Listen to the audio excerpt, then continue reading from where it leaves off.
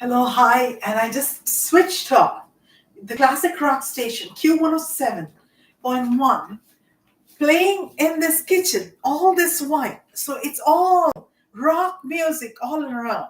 And what have I baked? I have baked a baguette. All right, fittingly, I think it's hot. It's cooled down. Baguette. This is a baguette pan. This is a baguette pan, and I've baked a baguette. And yeah, and a repeat of the veggie caviar cigarettes. Well, Queen again, and this is with a different taste, not eggplant as shown in Paris, shown in Paris. This is zucchini and red peppers. Best of red peppers coming up till the end of this year because then winter sets in. So all sweet and nice. This is the tapenada, and I will just. It's a quick show. I have one more coming up, gingerbread cake, and that follows after. So before I actually taste it, I'm going to. I've actually had not had my lunch. I had a slice of toast, and that could to cut down on the baguettes, but it's hard to cut down on baguettes, isn't it?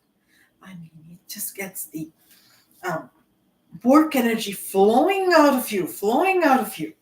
So Isabel Allende's Memoir of the Senses. So she has said, she the book begins with Kumara Datta's Shringarika, and Indians were famed for their work ethics and work principles are were lovers. Not anymore. The country has to progress, but Canada also needs to stay on track. So lovers, I think not. Workers, I think yes, but lovers have to keep it going. All right, because the population stays at a stable rate. Population growth stays at a stable rate. So lovers, husbands, typically, it was the fad in my day to say, I'm going to live a life of, I would love to live together rather than get married. But here, I don't know, amongst the Hindus was a huge joke. But here, they take it seriously. I mean, all those Christian things I read about when I was in India have come true. They continue to, people have stopped talking about it less. Talking about this, talking about it. They talk about it less. But, I mean, they would like people to be married and no out of wedlock, no illegitimate children, that sort of thing. Because that could, be sin in the eyes of Virgin Mary and Jesus Christ and all the other Christian gods or all the other Greco-Roman gods. Anyways, here for the Victorians, evil was everywhere. So this is in context. They covered the legs of their tables to preclude bad thoughts. And a young lady was not allowed to hang a man's portrait on the walls of a room for fear that the painting might look on as she was undressing. This is one way of looking at it. And I truly believe myself that, this is me, that was from Isabel Allende. This is one way of looking at it. And I truly believe that the Spanish, who are amorous reputations, may ignite your senses. To me, Gayatri B. Sitaram, who enjoys some conversation along with amorous attention, but not all the time. It would be uncomfortable, right? Because I'm an engineer. Maybe I'm an engineer, writer, and artist, and that sort of gets me in other directions.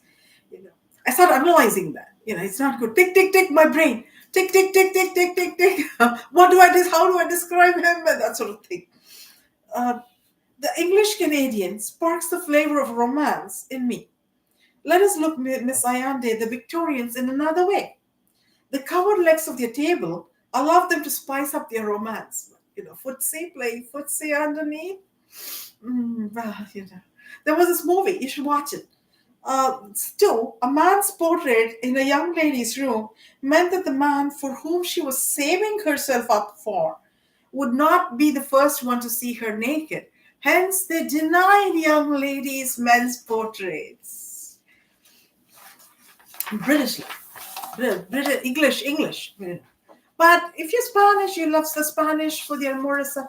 And who couldn't resist? Uh, Leonardo DiCaprio is Italian American, but Antonio Banderas and Andy Garcia, and but they have with the Spanish accents and their smoldering dark eyes, gazing with passion, or shooting guns at you. Well, there's that aspect to be said too. So here I will end with this poem, a poem of love. As a young 11-year-old who had lost her own father, I thought that a man who lingers at the dinner table, appreciating the dishes laid before him and tasting sufficiently the array of dishes, must be a thorough, meticulous worker in his chosen profession. The men, who are by no means all gentlemen, the men in my family, and men I know, for they have roguish sights, but lovable to me, set much store by the spices that flavor their own everyday romances with your wives. However, sugar found its way to their hearts. If, as Miss S. Isabel Allende puts it, spice is an aphrodisiac, sugar indulges you. And the right level of spice and the right dessert charms the inner spirits in me and speeds up the ticking of my 80 metaphors, which is the answer to the question from the right man, typically my husband, quote unquote, do you feel it from your head down to your toes? Different tune, all right? Guess which song it is? That song. Bye. Ooh. Phil Collins. And oh my God, the group's broken up.